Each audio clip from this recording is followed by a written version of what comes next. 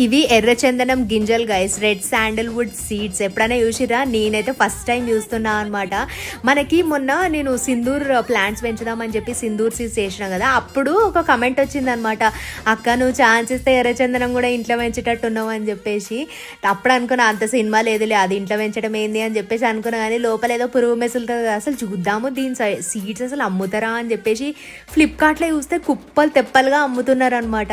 So order చేసిన. And by the way little disclaimer guys, ఇదైతే మనము జస్ట్ హోమ్ పర్పస్ మాత్రమే పెంచుతున్నాం, not for any commercial use అనమాట. So strict rules.